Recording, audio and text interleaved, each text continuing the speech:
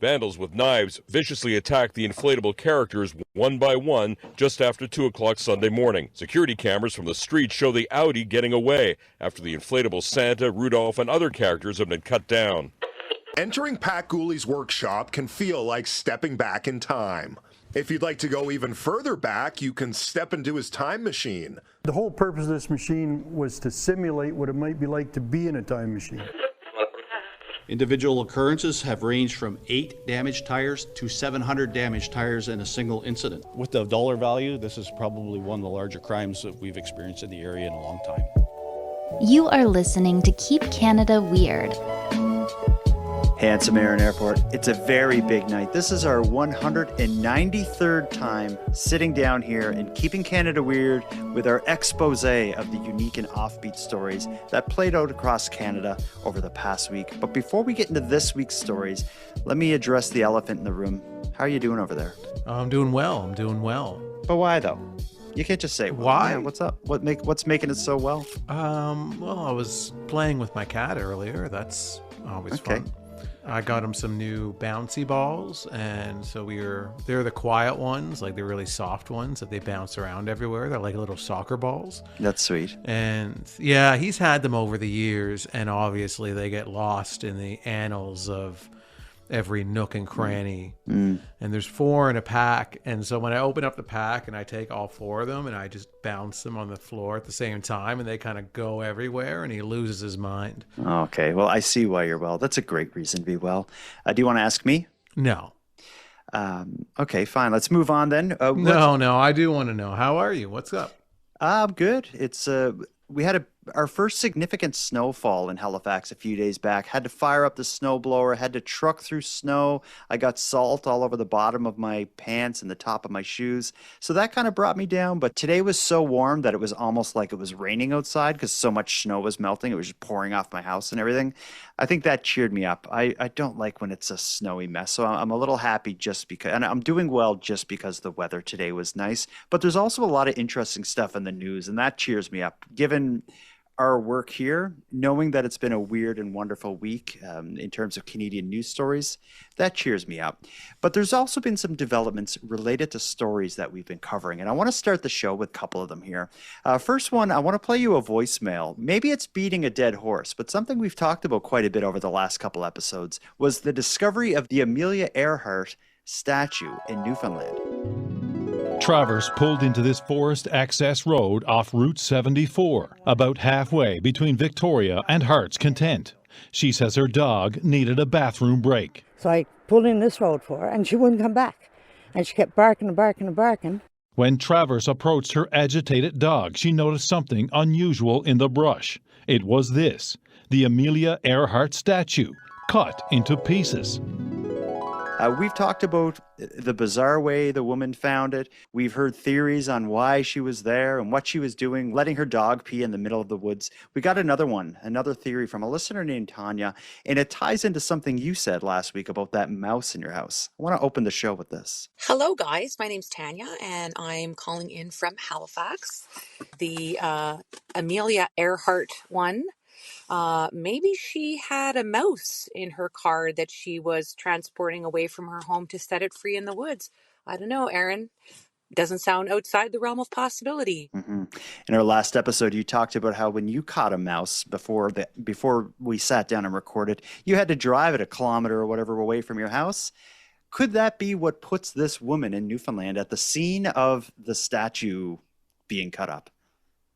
It's still, no matter which way you look at it, it's still a giant, crazy coincidence that whether it was her dog randomly had to pee and went to this one spot and that's where the statue was. But the fact that this woman, her family has a history of stealing copper. But Travers says she's been treated like a criminal by the RCMP. That's because of her son's criminal past. In fact, she says her son was in jail at the time of the theft for stealing copper. My son did steal copper from Leighton Power, but he had nothing to do with this statue. So no matter what brought her to this unique spot, randomly, whether she was saving a mouse's life or her dog had to urinate, it's all still such a big coincidence that a woman whose family is known for stealing copper just accidentally stumbles upon this Stolen copper. stolen copper statue. That's a very good point. And freaks out that she's not getting the reward. Yeah, it's all a coincidence. But I mean, you know, if we do learn that she was, you know, had caught a mouse and was releasing it, I think she needs to be let off of all charges. That's right. That would sway public opinion for sure. Yeah, I agree. We got a bit ahead of ourselves there. For people new to Keep Canada Weird, we start our show generally with a special drink, which is what Aaron and I are going to sip on throughout the show, and to keep our whistles wet. Is that the right word for? We all have whistles. Yeah, to keep our whistles wet. I got a Joy Burst cream soda. I've been, ever since Dollar Tree opened up in Halifax, I've been drinking this Joy Burst super soda brand like crazy, and I found their cream soda to be the best by far. And I've been looking forward to sipping on this all day. What do you got? Mine's not as special as yours because, yeah, you've been basically emptying the shelves at Dollar Tree of all their potential exciting and special drinks. I have something I've had on the show maybe one or two other times, but, you know, every drink is still special. It is a 0 sugar 7-Up in the mini can, which we both enjoy because we feel like Andre the Giant drinking a beer. I'm glad you got something that makes you feel like a real man, handsome Aaron Airport. One other thing here, we've already heard a voicemail.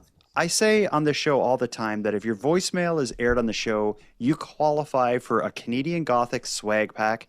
Anyone who has anything to say, go to thecanadiangothic.com/contact. You can send us a voicemail. If it gets aired on the show, you get your swag pack. And how great are these swag packs? Well, let's listen to Tanis, who just received hers. Hey guys, this is Tanis Magnuson calling. Thank you so much. I just received my Keep Canada Weird and my Canadian Gothic stickers. I am very, very excited. Thanks a lot. Love your stuff. Merry Christmas. Did we make her Christmas extra special with that turquoise thank you pack? Yeah. It sounds like she's just wanting more swag packs because now she's left another voicemail on the show. Oh, God. Which then entitles you to another swag pack. Yeah. So whenever your voicemail is aired on the show, as you know, you can email and with your address and then get a swag pack sent to you. So that's going to be her second swag pack. You don't even need to email. If you go right back to thecanadiangothic.com/contact, there's a form you can fill out that puts in your address and it will go out to you. And I will say I've heard from some people who are waiting for a couple weeks now for their swag packs. There was a bit of a hiccup, and I blame Canada Post. What happened was I sent a bunch of swag packs out that had a Keep Canada Weird pin in it that you'd like pin to your jacket or shirt or something. Turned out the pin was too thick for a regular stamp, so they got returned to me. A bunch of them did. So I had to open them, take the pins out, and resent them, which caused a bit of a delay. But all that to say, swag packs are on the way. There's only one other thing we got to get into before we get to tonight's stories. There's been a development, I believe a development, related to the puberty problem. Now, here on Keep Canada Weird, we've been tracking the rise of misbehavior and deviancy among teenagers of the world. There's been a bit of a development on that front in Australia. You want to tell us what Australia is doing to potentially curb the puberty problem, Aaron Airport? Well, actually, this is a double-edged sword when it comes to some of our topics that we cover here on the show. So not only are we shedding light on the puberty problem, but also there's been a banning fetish amongst, you know, our listeners who enjoy getting banned, and I ban them. And this is a ban in itself as well. That so it relates to the show in two different ways. But what's happened in Australia is the government there has now banned social media for anyone under the age of 16. Oh, that is a huge step. Yeah, that's big. That's big news. And it's going to really be interesting to see how it plays out in Australia. And if it goes well over there, then that could probably make its way around the world. Do you think it's a good idea? Do I think it's a good idea? It's a complicated issue, I think, because even though I have some social media, outlets that I use, I do think social media is a cesspool. It's a dangerous place for not just people under the age of 16, but of all ages. I think it's a very unhealthy place to be. Yeah, I'm kind of leaning towards people over 16 being banned as well. Yeah, so I think just if you're going to ban it for everybody. Let's get rid of it. Let's go back to basics. Let's start back at square one. Yeah, if you want to meet someone, go hang out at the mall. Well, I don't know if the mall is a good place, but maybe go to a class of some kind, like a pottery class or some kind of a shared interest, and you can meet someone there. Like and strike up a conversation. The mall is, I don't know if that's a good spot. Yeah, that's true. I think of all the people I met at the mall, and maybe that's not a great idea. Social media is maybe just as bad. But it's going to be interesting to see how that plays out in Australia. I'm sure other countries are watching along. I'm glad now as a grown-up that we didn't have social media when I was a kid. But anyway, this isn't an Australia podcast. We're keeping Canada weird. So let's take our first break. And when we get back, we'll get into the first duo of weird Canadian news stories from the past week. And this is going to be special. We have a 2-part story about a time machine in Edmonton. Let's get to it after this break.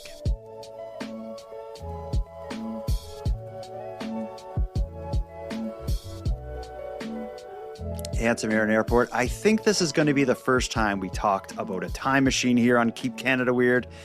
Let's do it. A retired man is looking to sell his time machine. It's one he built himself. It's complete with seats, lights, switches, a startup sequence. The only thing this time machine needs is a new owner and one with a good imagination. Here's the story of the time machine that's for sale in Edmonton. Entering Pat Gooley's workshop can feel like stepping back in time. I have old machinery around. I've always been interested in that kind of stuff. If you'd like to go even further back, you can step into his time machine. The whole purpose of this machine was to simulate what it might be like to be in a time machine. As a retired carpenter, Gooley spent his career constructing commercial buildings. They were very serious buildings, so it's fun to build stuff that's kind of whimsical or, a little bit off the wall. Most of the buttons and switches inside his time machine serve a purpose. This is all adjustable. Activating various lights. Is the plasma. Even reclining the seats. While it's been paraded around on wheels, it also features 4 retractable landing gears. When you travel into time, you never know what you're going to land on. Now that his 6 grandchildren have outgrown it, he's selling it for $850. Somebody that's maybe a little more tech savvy than me can take it to the next level. Maybe actually go through time. Thousands of people have viewed his ad, although only a few seem to be serious buyers. And I've had a lot of people asking me, does it actually work? My wife thinks that these people are joking, but I have a feeling 2 or 3 of them maybe are not joking. If this was more than a simulator, Gooley says he'd like to witness the Wright brothers' first flight. We'll end the clip there. I think we get the gist of it. This fella built a time machine in his woodworking studio for his grandkids, although it did make an appearance in a parade, which is pretty cool. But now he has no more use for it, so on Facebook Marketplace it goes for $850. Before we get into some of the nuances of this story, just from bird's eye view, do you think this is interesting? Is this a Keep Canada Weird story? It's definitely interesting. Definitely Keep Canada Weird worthy. And he had listed this thing for $850, correct? Yeah, and yeah, that's a low ball listing, I think. It's a low offer. Yeah, I was going to say, I thought you were about the poo-poo the price, but when you look at this, it is it's about the size of like a small bathroom or something, or it looks like it's bigger than a porta potty, but it has like a big screen in it and all these buttons and switches and lights, and it looks pretty cool. It looks like something that you would find at like a 1980s era amusement park or something. Kind of looks like it's going to be a ride, maybe. But yeah, $850 seems reasonable. But I think whoever buys it, the hard part is going to be getting it out of there, because it doesn't look like it would easily fit in the back of a truck. No, they did have They did have it in a parade at one point in time. They were showing clips of. Yeah, it was on a flatbed, though, and I wonder how they got it up on that. They're going to have to get a similar situation to get this thing to the new owner's home. Mm-hmm. But this was a really cool, if you're listening to this, you can Google and watch the news coverage of this and see the thing in action. It's really cool. It's really well done. It's well designed. Mm-hmm. Normally, this is the kind of thing that I would completely crap on and spend half an episode just giving this guy a real hard time because I'm such a miserable jerk. But this is really cool. Yeah. I'd like to sit in it and press the buttons and pretend I could go back and fix, prevent World War II. Maybe we'll do that. Mm-hmm. On that point, let's talk about this. He says if he could use it, if it was an actual time machine, he would go back to witness the Wright brothers' first flight. This guy's really into aviation. What would you do? Would you be like a good guy and go back and like save the world in some way, or what would you go back and do? That's a tough question because there's so many different ways to look at time travel, the ethics of it. Mm-hmm. Going back and changing something that happened in the past could create new issues in the future. Certainly. Like you mentioned World War II. You go back and change World War II. You have a completely different world now where you and I probably don't exist just due to the butterfly effect of all those changes. You can't predict what's going to happen after you make that change. What about this then? Instead of going back and like actually messing with stuff, if you could just go back and stand off to the side, don't touch anything, just be a fly on the wall and witness something. I'll tell you where I would go. I would like to go back to like the times of ancient Egypt. I just love everything about that. And I would just stand in the desert and just watch them working on the Great Pyramid. That would be probably what I would do. And I don't even really need to think about it. I know that's what I do. I go back to the 80s and just hang out. And just stay there?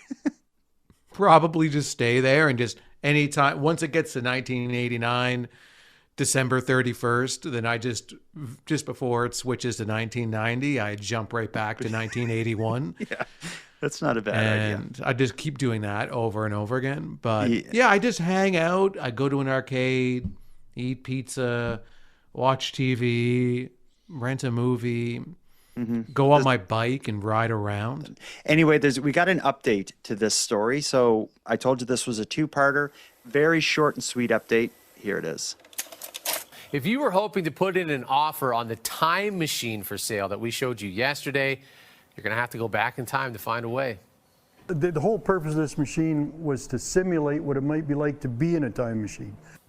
Pat Gooley, the man who built the simulator, says he sold it to a family just north of Sangudo. Gooley says the buyer was excited to use it for his kids and plans to add to it. The original owner says he's a little sad that he has to let go of his creation, but he's happy to have more space in his workshop for something else. Not really surprised that that sold that quick. Seems like it took a day or two and the thing sold. Yeah, for $850, there's going to be someone out there who's like, yeah, my kids are going to love this. Mm-hmm. Good. Glad it found like a good spot to call home. Hopefully someone evil didn't buy it, who thinks that it actually works and uses the power of their thoughts to travel wherever they want. And they use their imagination to say, here's all the awful things I'm going to do with this time machine. And then sits there inside of it with their eyes closed, just imagining the horrors that they inflict upon the world. Yeah, they could go back in time and, like create the internet and social media sooner. Because I don't think it gets much worse than it is now. The most evil person in the world, could they create a world worse than what we're dealing with in 2025? Or is that a negative way to look at things? I think things can totally get worse. Oh, God. And I think we should enjoy what we have now, even though it's not great. To give you a sense of how bad things are, let's move on to our next story. I should tell you as well, we're in the middle of the WTF segment where we play two stories that are just bonkers. We had the time machine. Let's move on to something altogether different. What began as a couple of missing Jellycat stuffed toys in Kitchener has ballooned into a plush-filled police bust spanning southwestern Ontario. Listen to the story of the great Jellycat heist. And I should actually, before I play it, do you know what a Jellycat is? No, I don't. I was going to ask you. I'm like, you have kids. I don't. I had no idea what these were. I even asked my kids. They knew. I had no idea. But they're basically like small stuffed animals about the size of a beanbag. Think, what were those stuffed animal things, those bears that were big in the 90s?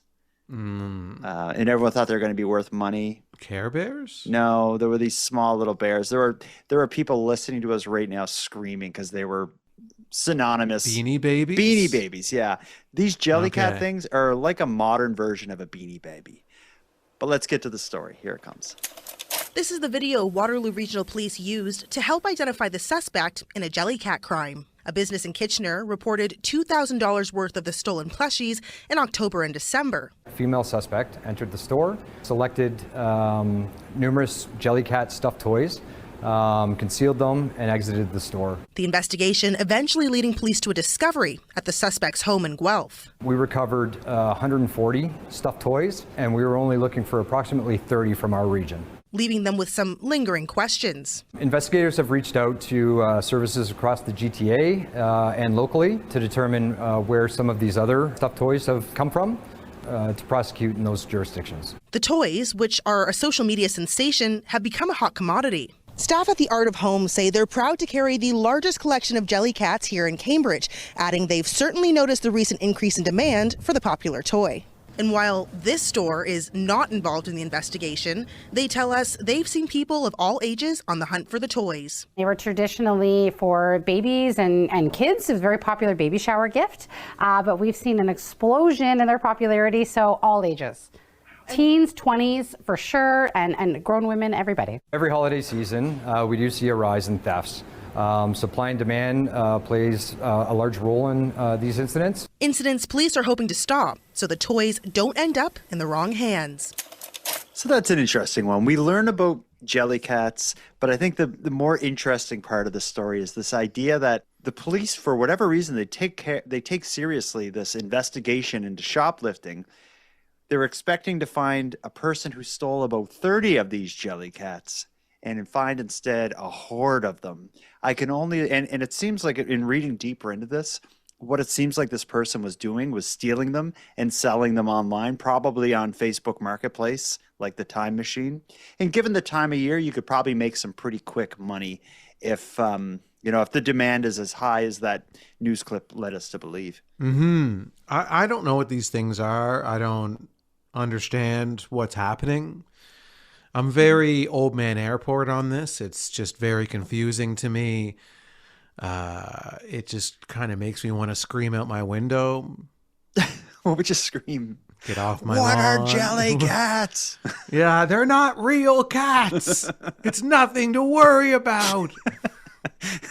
The neighbors call the cops again. Another wellness check happens. Yeah. Anytime there's an in-demand toy leading into the holidays, there's going to be trouble. I didn't know Jellycats were this big deal right now. I thought all the kids wanted Labubu's, which are also these small little things.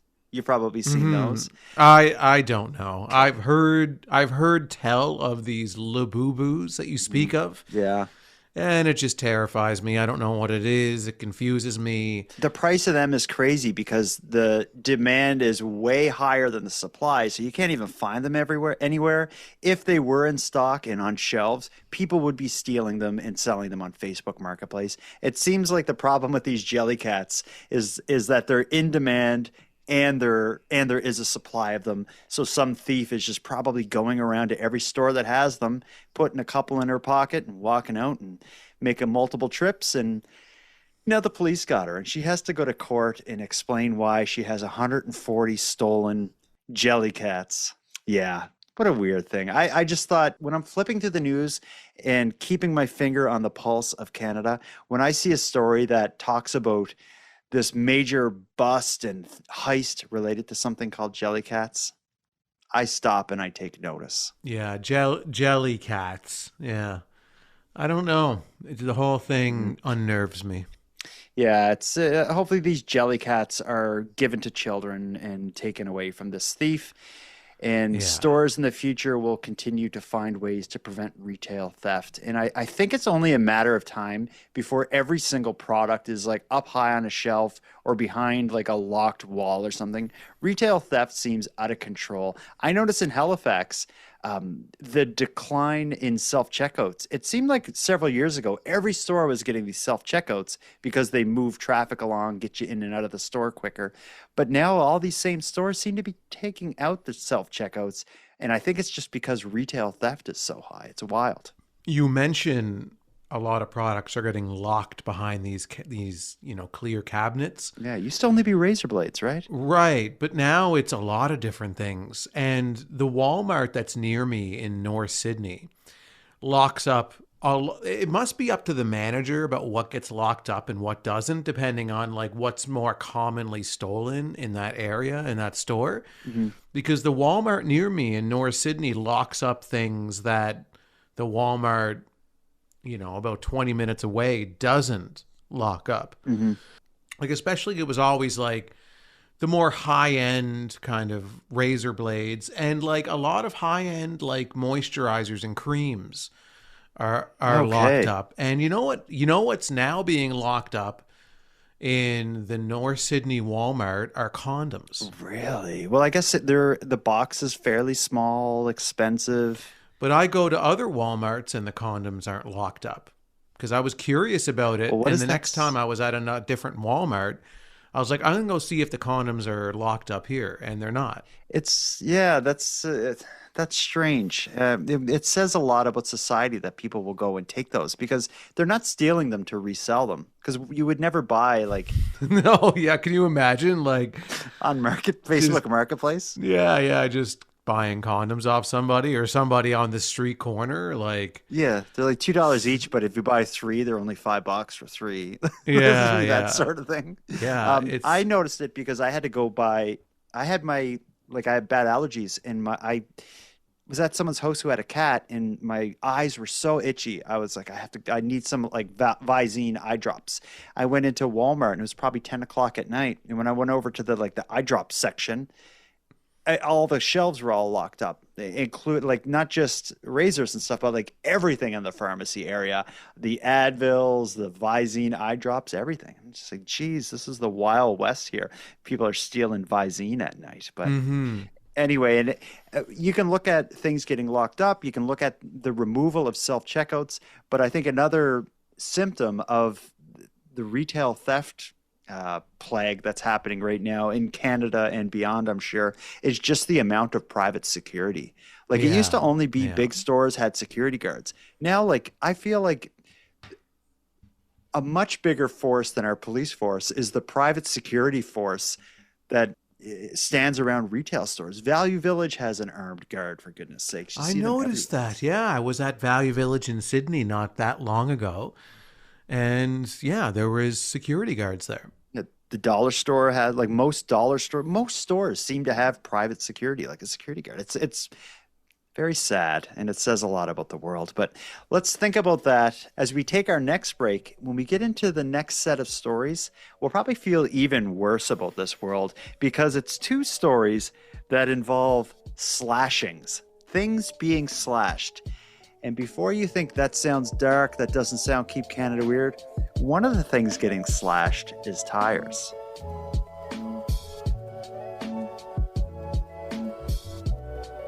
This is a wild one, Aaron. A mysterious tire slasher has been quietly terrorizing North Bay, Ontario for years now.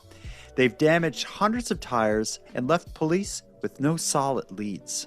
We're now at nearly $1 million of damage, and police say it's time to make this stop. They're offering a $10,000 reward for information leading to the capture of the North Bay, Ontario tire slasher.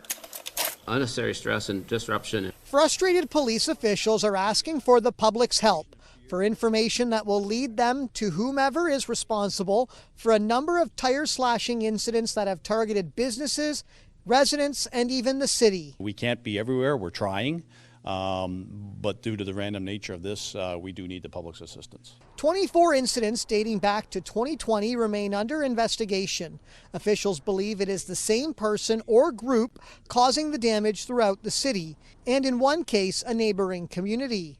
We have confirmed at least one related occurrence in our patrol zone, which highlights a need for a coordinated response. Officers believe the individual or group live in the North Bay area. The random pattern of crimes have been committed at night through the cover of darkness.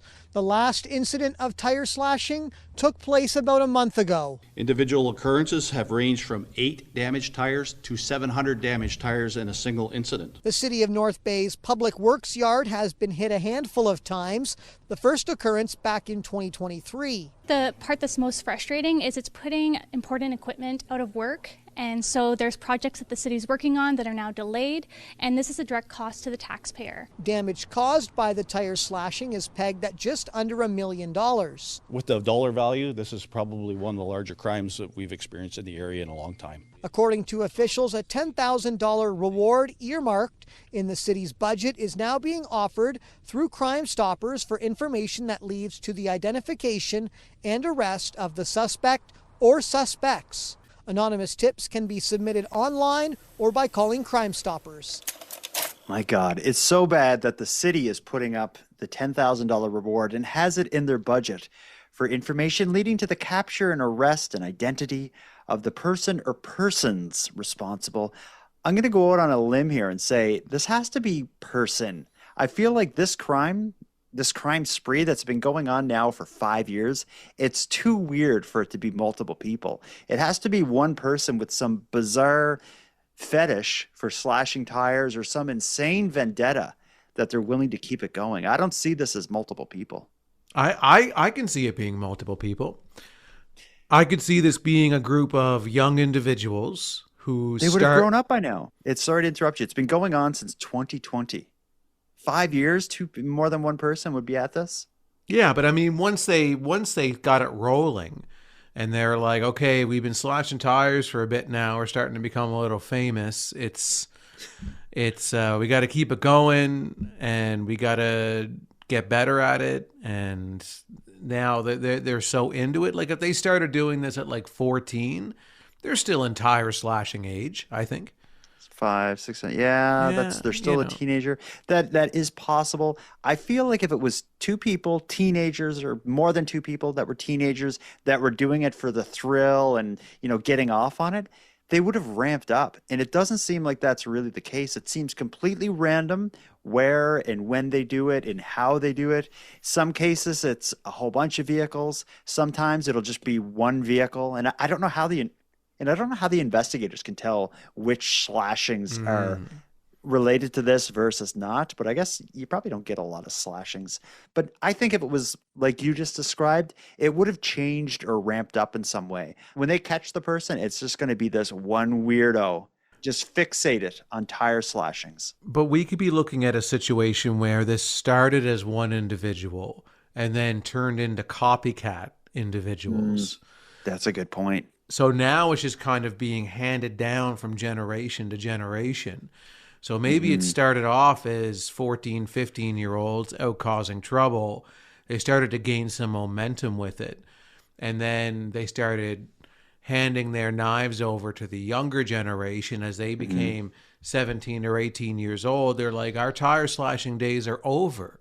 So now I'm going to give my knife to my little brother, and my little brother's going to go out there and slash tires. That is a good theory. And that is kind of speaks to the puberty problem where once you get out of it and you age out of teenagedom, there's another generation right behind you to continue the problems. And we've seen with the copper stealing story, the Amelia Earhart story. So this was this woman who stumbled upon the copper statue comes from a family of copper stealers, right? So this could be a family of tire slashers. So there could be all these prongs of, there could be cousins out there slashing tires. There could be nephews and nieces out there slashing tires. And that may explain how they've been able to do so much. The worst night that North Bay, Ontario had in terms of tire slashings was a night when 700 tires were slashed. That just seems like a lot of work for one person. Even just the motion of jabbing a knife into like a heavy rubber tire. If you had to do that 700 times, like I feel like I'd wake up the next morning, my back would be killing me. I'd be a wreck. You would think your knife would get dull by the end of that. That's a lot of slashing. So now that you say that, that makes me feel that this can't just be one person. Something you hit on with it being this thing that's being passed down, like literally passing the knife to the little brother. I don't know if I think that's true, but I could see it being something where there was someone for whatever reason slashed a bunch of tires. It was in the news. Some other kids are like, haha, we'll do that too. And it's just a series of copycat crimes. Like the original tire slasher who was, say, active from 2020 to 2022, maybe they're long done, but other people are just doing it for their own reasons. And maybe they're going to catch some guy and he's like, I swear tonight was the first night I was slashing tires. I saw it in the news and I just wanted to, I just wanted to get the rush and know how it felt to stab a tire. So now this is being talked about as an organized effort. Therefore, there's a head of the snake. So you have all these foot soldiers out slashing tires, but the real head of the snake needs to be cut off. So that's the one or several individuals organizing the tire slashings.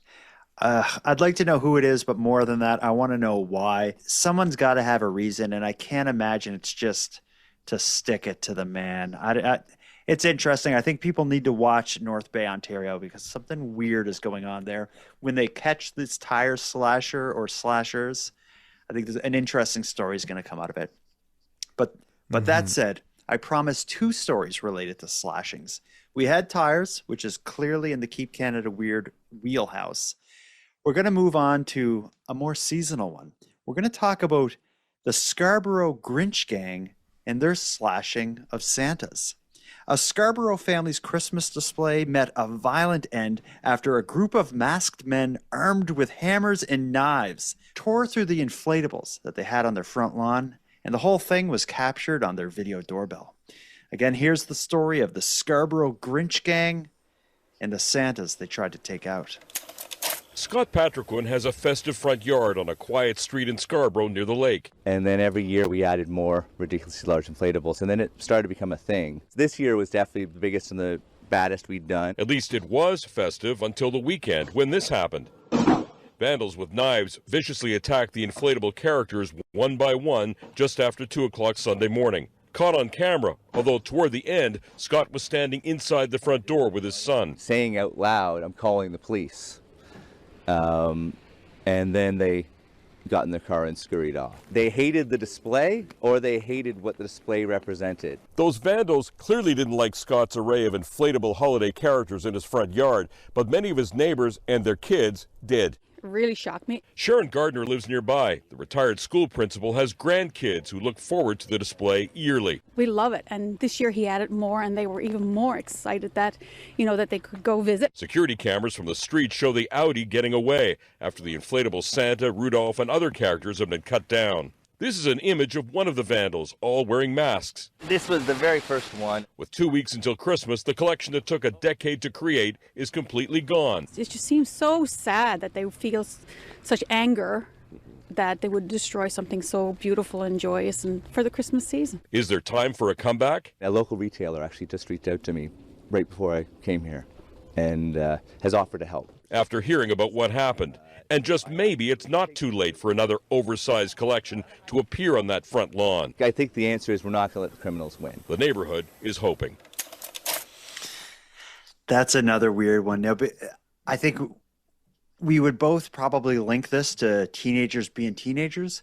But having watched this clip, this doesn't look like teenagers. This looks like grown men wearing masks with knives and hammers, slashing these inflatables, and then jumping into an Audi and peeling off. What the hell is going on here? Yeah.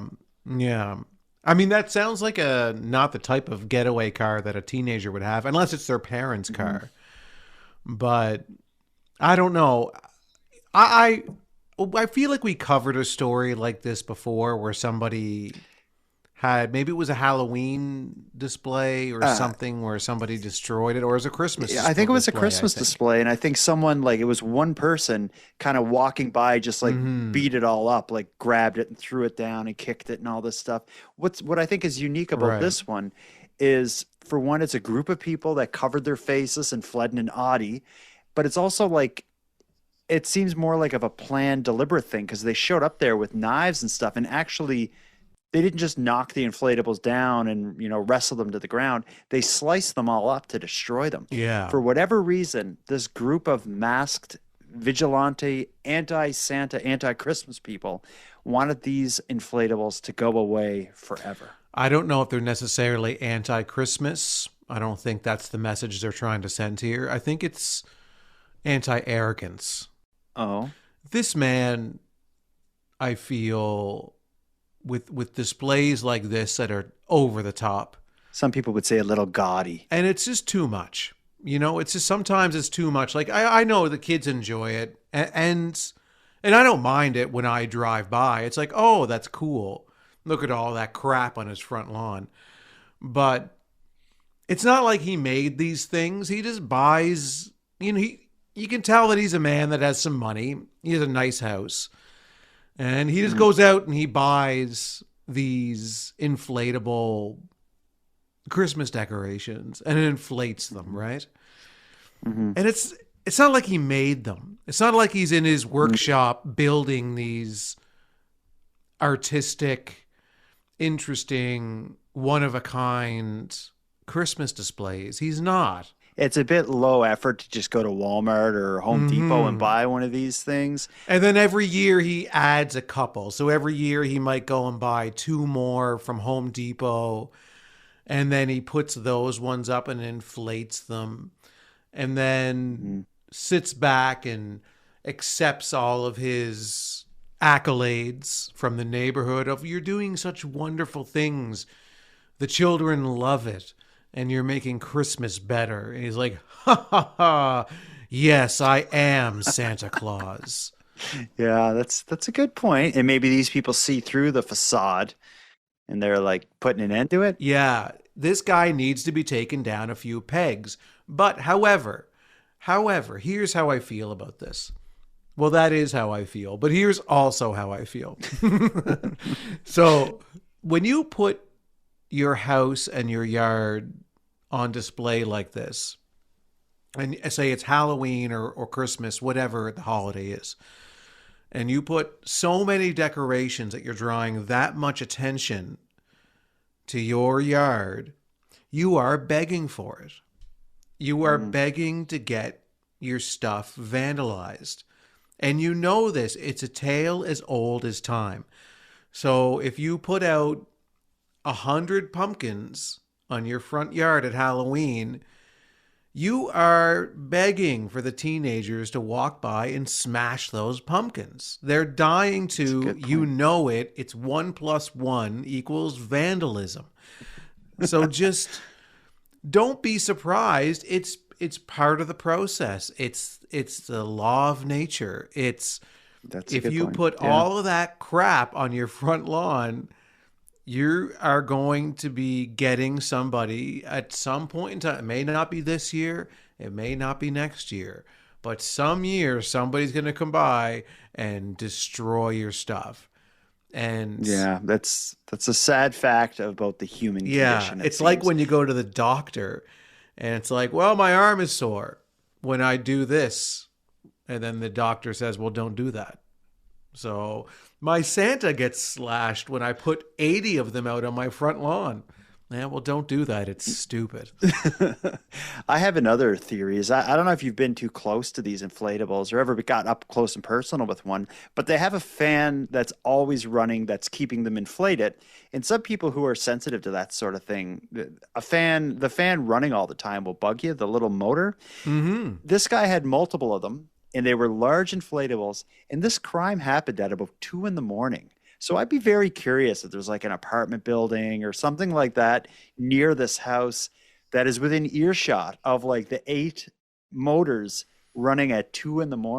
Maybe someone was Yeah. just sick of the sound of these things. And it's like, this Well, ends tonight.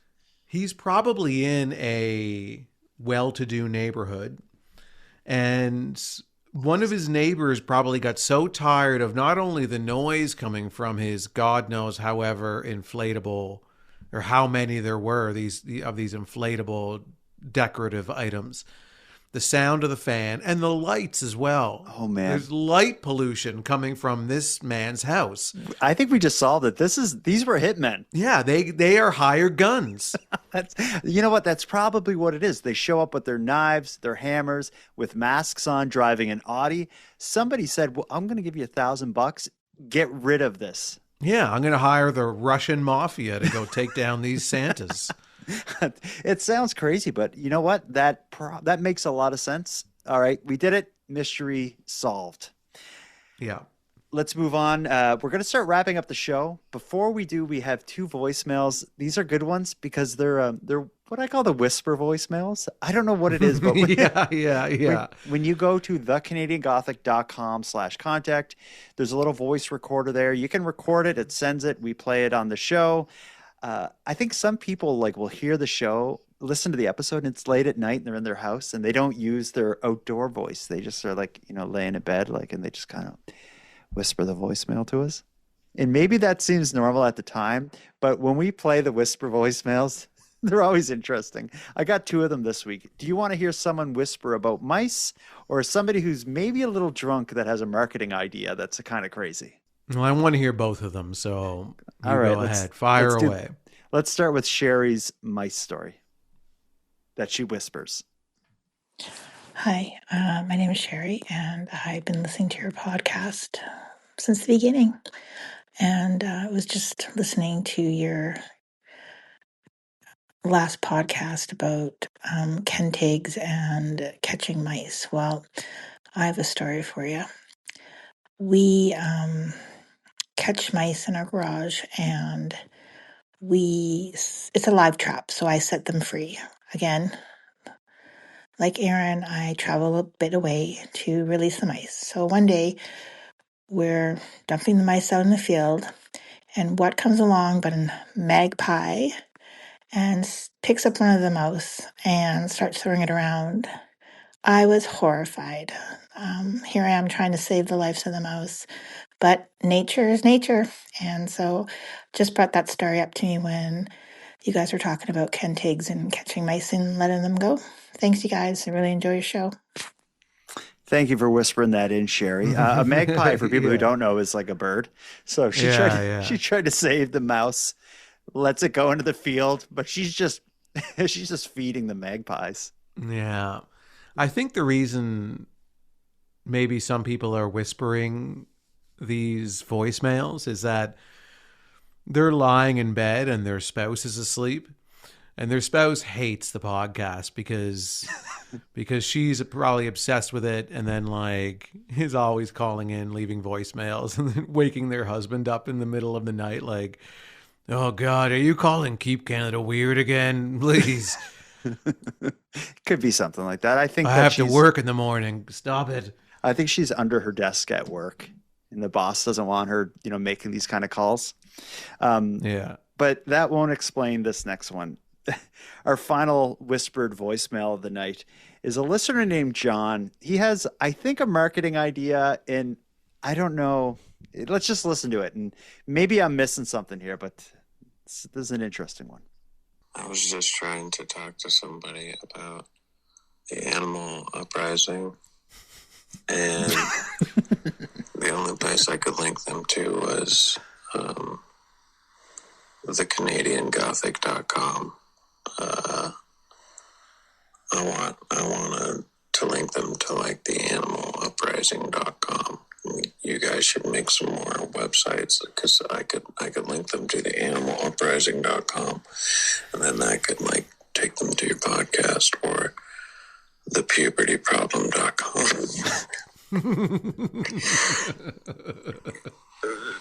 You understand? John, I don't understand. I do. I get it. Okay, what is he saying? Help him out. He here. wants to spread the word about the animal uprising, the puberty problem, maybe even tires or bannings. I don't know.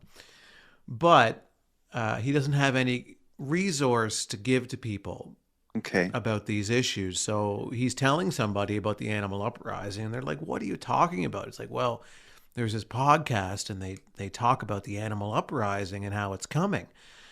And they're like, well, where can I learn about the animal uprising? And it's not really practical for that person to then go and listen to all of our episodes, you know, all 190 something, and then be updated and educated on the animal uprising. It would be great if there was an online resource for them to go to, animaluprising.com, where all the information is laid out in a nice readable format. Okay, so it's kind of like what he's requesting is for us to organize like an advocates or an activists toolkit, a website, all the data. There's maybe like a printable sheet that you could put up around town.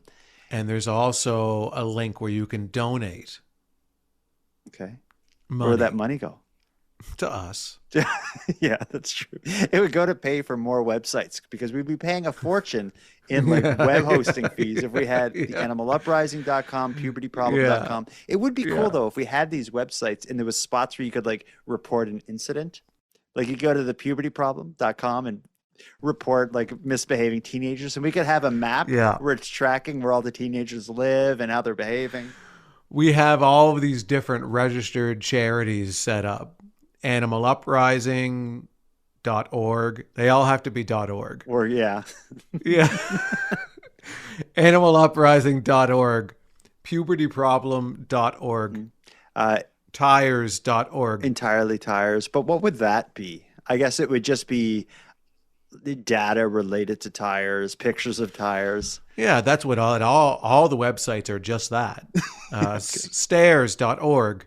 A registered charity. Donate now. Yeah. Okay. Well, John, if you want to organize it, we'll get you in as a board member on all the various charities we may set up. This may be what takes Keep Canada Weird to the next level. The money we make on these charities. But well, especially if they are charities, then you can write that donation off on your taxes every year. If you donate to stairs.org or pubertyproblem.org, you can then have that on your tax return. I'll think about it. I'll think about it, John. Okay, that makes more sense. Aaron, you're working with John well and helping clarify his vision. I prefer his like kind of like slow whispered telling of it though. Yeah, it's like he was sitting down and really thinking about this issue and how it needs to be addressed. Yeah. And he really needed to talk to us about it. Like, it's like the way you would talk to a teenager who maybe smells in class. Mm-hmm. And then you got to bring them into the office and say, listen, Jordan, everybody thinks you stink. And you need to start wearing deodorant. But it's locked up. I tried to buy it. It's locked up at every store I go to. It takes too long for the employee to come with the key. So my boss is leaving. I can't wait any longer. Oh, my. All right. Well, we've learned a lot tonight. We heard a lot of weird stories. We got some good ideas. And we're just about ready for the holidays. For everyone out there who celebrates, I hope you have an amazing time next week. Aaron and I will be back, hopefully on our regular scheduled Friday release, but if things seem a little weird, we probably just got a little wacky with the spiked eggnog. But I think I'm committed to getting something out next week after the holiday. I hope everyone out there has a wonderful holiday and you get all the gifts you want and deserve, and it all just goes according to plan. Ditto. Handsome Aaron Airport, until next time. Jordan Bus Stop, Backhoe, Bonaparte, until next time. The fella with all those inflatables could probably learn a lot from the fella who built the time machine in Edmonton. A lot about DIY, a lot about elbow grease, and a lot about executing a vision. And Jordan, until next time, if I could turn back time, I would go back to when these knifed masked individuals were stabbing the inflatable Christmas characters. And I'd put on a mask and join them. And I have no doubt that you would. I want to thank you for helping Aaron and I fulfill our mission to keep Canada weird. Now, if any one of you listening want to get more involved in what we're doing, we need all the correspondence we can get. So if something weird happens in your area, or if you have any thoughts on anything we discussed tonight, let us know about it. The best way to reach us is by using the voice recorder that can be found at thecanadiangothic.com/contact. Now, I'm going to start wrapping up the episode, but before we part, let us thank a few people. First of all, Aaron and I want to give a big thank you to all the correspondents who contributed to this episode. If your voice message was aired on the show, go back to thecanadiangothic.com/contact and fill out the form to claim your swag pack and Keep Canada Weird badge. We'll happily get it right out to you. Next, a big shout out to Unicole for the intro and outro voiceovers, and Monty Data, who provides the outro version of O Canada that you're about to hear. And then lastly, but most importantly, we have a massive thank you to every one of you listening, as without your interest and your support, this work would be impossible.